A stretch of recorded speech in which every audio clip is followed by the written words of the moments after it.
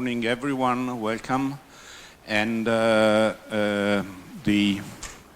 we are celebrating, but I think that more than celebrating, I think we can go over some of the highlights of these 20 years and see how the next 10 years can look like, looking at some of the trends that are affecting or affected by open source during the last few years.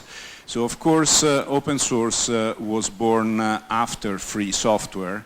The reality is that it was born based on free software. We all know the issue that free as in English, because you have the free as in freedom and free as in beer.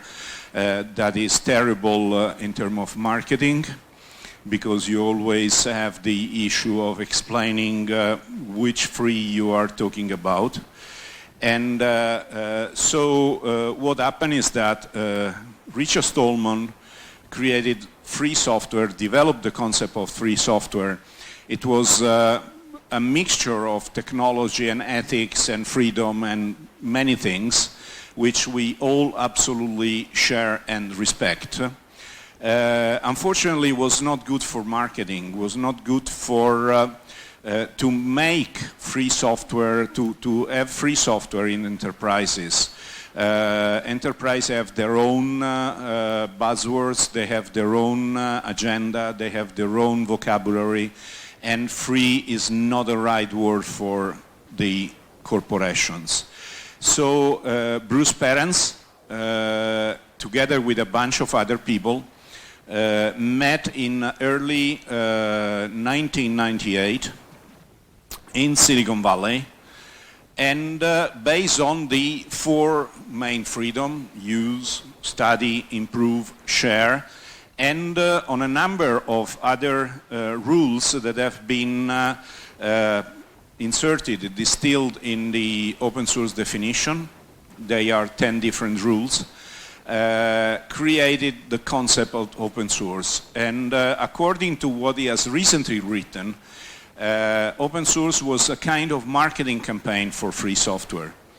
Was not anything different. Unfortunately, there has been misunderstanding, and I think we all should avoid these misunderstandings because the division between free software and open source, I'm still asked why you are a director of open source. That means that you are not for free software, which I think is just an idiot question. We are all for free software. We are for open source software. Open source is a precondition of free software. If you don't have the code on an open source, you cannot basically have free software. So we have to overcome any kind of division. We have to work together to make free and open source, or whatever you call it, but we know the principles.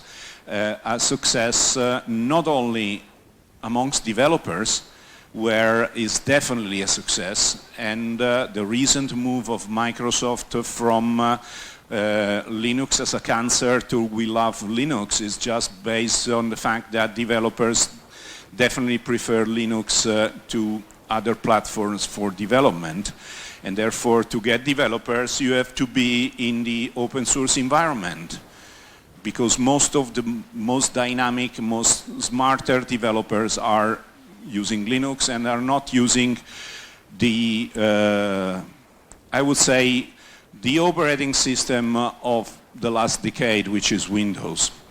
By the way, he was telling me, I don't know when he codes, I never code, I don't write a single character of code.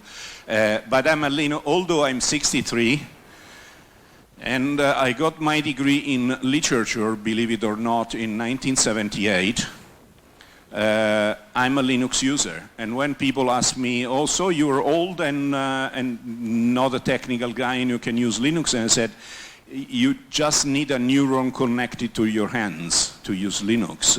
So if you don't use Linux, it's your problem, it's not my problem. It's more secure, it's smarter, is configurable. I can do it whatever I want. I can use it and interoperate with other people without any issue. So let's have a very fast look at what open source has been during the first 2 decades. So the first one, of course, the first one was the decade of advocacy. It was the decade where people were looking at open source software in a skeptical, and free software, of course, in a skeptical way. They were asking, and I actually entered the open source environment during that decade, more or less. I've been involved in open source for the last 15 years, so most of the last 2 decades. The open source initiative started based on the fact that the open source definition was a reference for open source licenses. And therefore, it was easier having, because if you think the 4 freedoms are something that you understand once you have started, especially for the non-technical people. I can tell you what happened to me when I discovered OpenOffice. That was my entry point in a free software environment. I started using OpenOffice, and then I understood what the 4 freedoms were after having started to use the software. This is the typical path of a non-technical guy. The open source definition is a lot easier to understand for non-technical people, because the 4 freedoms are mostly ethical, and of course ethics is extremely important. But when you think about business, let's say that there are a few companies around that do business that are not totally ethical, but they might use open source as well.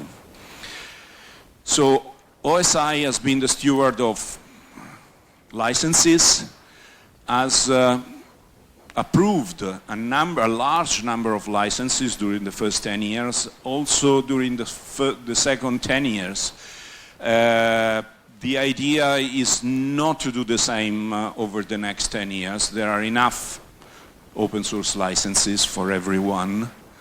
You have all the flavors if you want copyleft, from strong to weak. You have all the flavors if you want permissive, from BSD to Apache or whatever. So let's focus on some of these licenses, make them mainstream, and have the consensus of companies on using licenses. Yesterday we have seen a guy from Daimler, that of course is more known with the brand name of Mercedes, and the reality that the software that they embed on their cars is Linux, which is an example that I usually make when I'm speaking at conferences. I say, when you press the brake pedal on your machine, do you still think that it actions a pump or something like it was in the past? And people say, of course. And I say, no. It sends a command to Linux, and because it's Linux, you can be sure that the wheel will stop. If it was Windows, okay, let's talk about the wall when you have crashed in.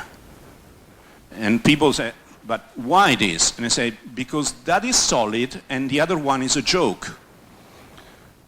It's a joke used by billions of people, but it's a joke anyway. So the first decade, there was some controversy, as you can see. The SCO battle with IBM, the Halloween documents by Microsoft, and although I'm looking with a lot of interest to what Microsoft is doing, we cannot, I personally, probably it's because I'm Italian, I'm old, I'm a marketing man, so a marketing man is a little bit bastard inside. So I will never forget that those documents were published, because that is a significant communication in general, and it's not enough a single "we love Linux" to overcome that kind of communication that lasted for 10 years. Then let's talk about it, and let's understand how Microsoft can become a good open source community member.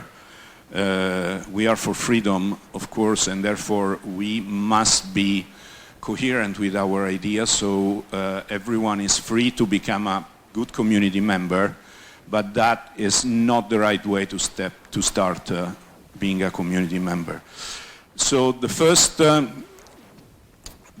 decade was crystallization of consensus around the licenses, and multilateral versus unilateral, it's a little bit obscure, might be a little bit obscure, but if you think that open source licenses are multilateral, open source licenses are the effect of consensus, while proprietary licenses are unilateral. So it's the consensus of a single company.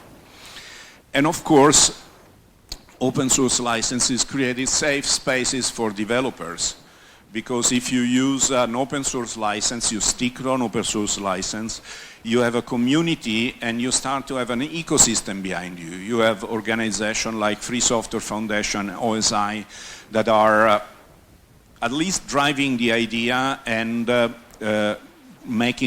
trying to make the idea more popular. You have other organizations like Software Freedom Conservancy. You have organizations like Open Invention Network that is working on the side of patents on open source software.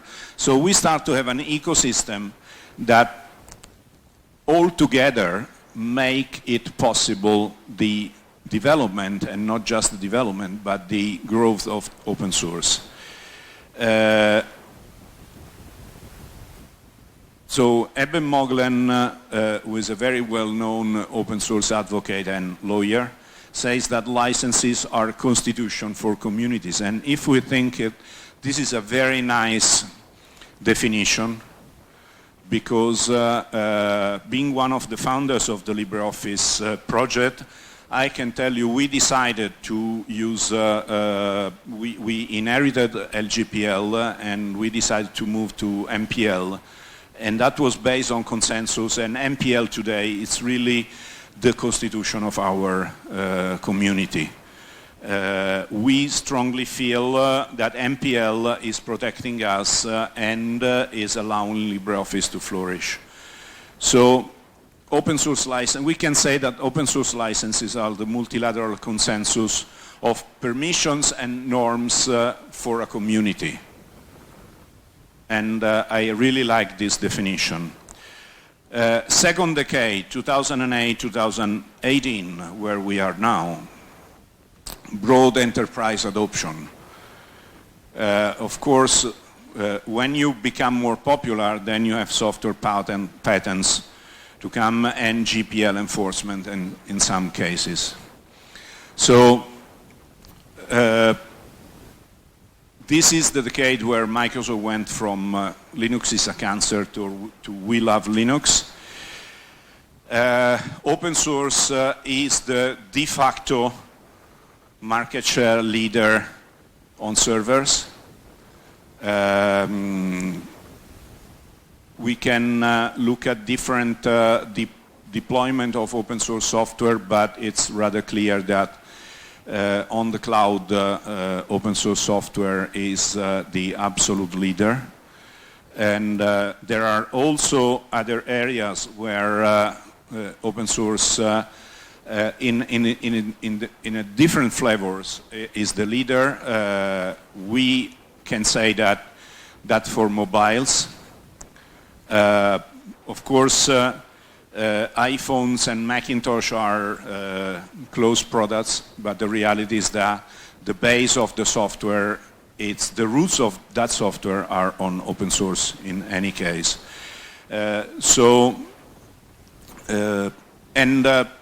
Talking about new ventures and new companies and new developments, there is open source in most of the new software that is being developed. Even if you use proprietary software like Dropbox, for instance, you will see somewhere based on open source software. So, and that is what makes me happy, because if I see that it's based on open source software, I trust it more than if it was based on proprietary software. I'm not a developer, I cannot look into the code, but I know that there is someone doing that for me and helping to clean the code and make the code better because the code is open source. So the real value of open source is that you can innovate without needing to be the first. You can start where the others have stopped. And again, it's not, of course I'm making many examples related to LibreOffice because I've lived the project for the last years, but exactly LibreOffice started where OpenOffice stopped. So today LibreOffice is several years ahead in terms of development, and the reason of this is that LibreOffice is an independent community-backed product, while OpenOffice, companies wanted to make OpenOffice a non-independent, corporate-backed open source product. We should never forget that the situation of OpenOffice today is thanks to IBM Oracle. If the product is stuck nowhere, is because IBM and Oracle wanted to back it at first, and they abandoned the product because there was no interest when they understood that the community was on the LibreOffice side. You stay in control of your own resources. You can influence the global ecosystem, and this is the power of open source. We all together can can build a better ecosystem for open source software. But of course, we have to be all together. And sometimes, as I don't have I don't have a technical background, so for instance, the first time that I discovered Linux, I'm very curious. So the first time that I tried to install Linux was in 2002. I bought a Red Hat distribution. At the time was kind of 15 floppy disks. I installed it, and at the end when I relaunched the computer, the screen was black. So I called my friend that suggested me to install Red Hat and said, "What's now?" And he said, "Oh, you have to open the terminal." And I said, "No way. My religion does not me allow to use the terminal. So my religion does not allow me to use Outlook and the terminal." And partially KDE. But KDE, I think, is a problem of myself as well, because I cannot get the philosophy behind KDE. I'm on KDE advisory board, so this is hilarious, I know. But I try to install KDE every now and then after a couple of days say, no way, I cannot use it. But definitely my religion does not allow me to use Outlook and the terminal. And actually, the reason why I am involved in open source is the existence of Outlook. Outlook is the worst software ever developed by a quadruman. I don't say animal because I would offend more genders. So quadrumans are only humans and monkeys. So I just offend humans and monkeys. But just conceiving Outlook is a sin by itself. And if you think that all the advantages of open source are derived from software freedom. And new technologies are possible only with open source.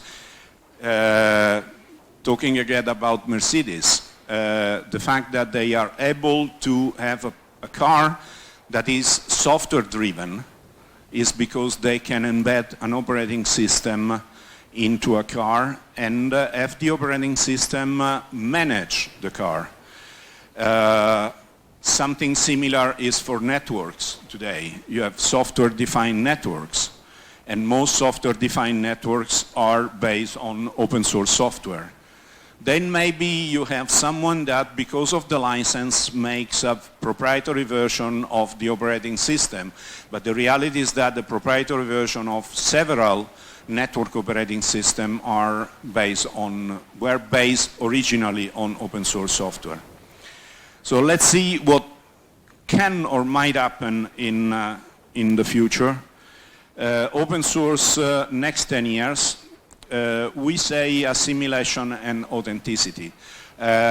Let's talk about assimilation. So OSI as a membership or an affiliate program, if you look at the logos there, it's kind of the who's who of open source. If you are representing a not-for-profit, a community, an open source organization, and you're not affiliate to OSI, I strongly advise you to join, because together we can really improve the ecosystem. When I talk as a OSI representative, I'm backed by all these projects. And this gives me a strength when I discuss with people, because I'm representing operating system, I'm representing communities, projects, I'm representing softwares, I'm representing the best of the open source and the best of free software, of course. So that is extremely important. You are really invited to join. It's very easy. There is a module on the website. You just fill in, you will deal with Patrick Masson, our executive director. And the first meeting after Patrick has done the due diligence, you will be approved by the board, and we will start doing things together. For instance, we have a few African organizations, and I'm proud to say that in some African communities, open source is making a dent, thanks also to the combined effort of several OSI affiliates. So what is going to happen in the next 10 years?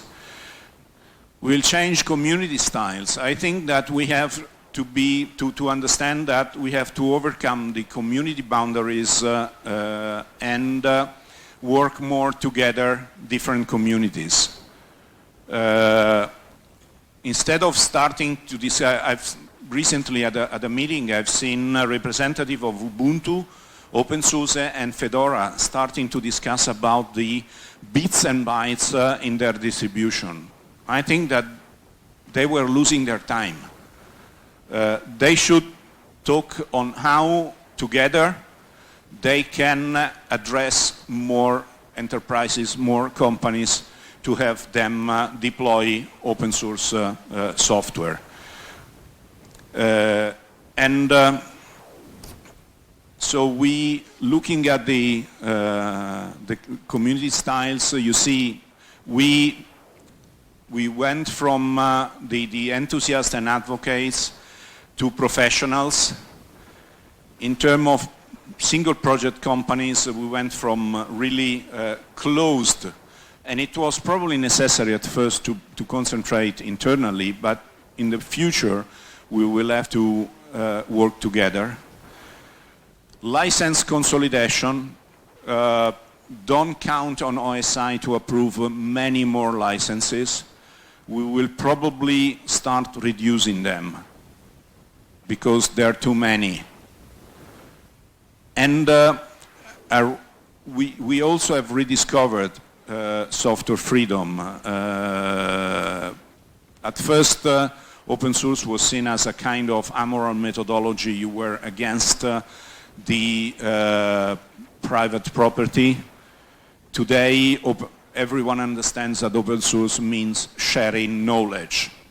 And therefore, sharing knowledge is the only way forward for humanity, and this is the way forward for software.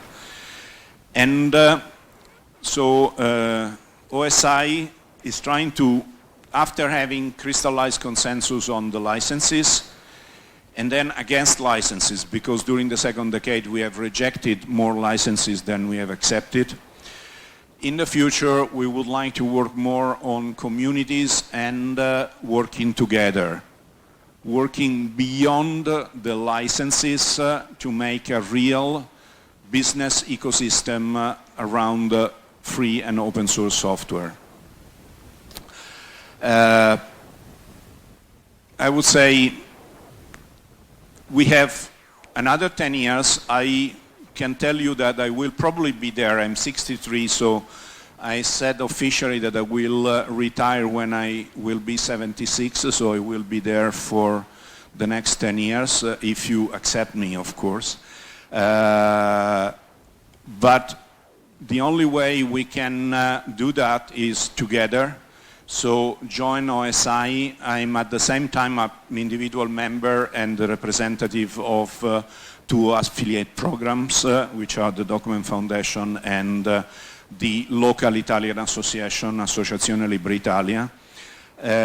We need the effort of everyone.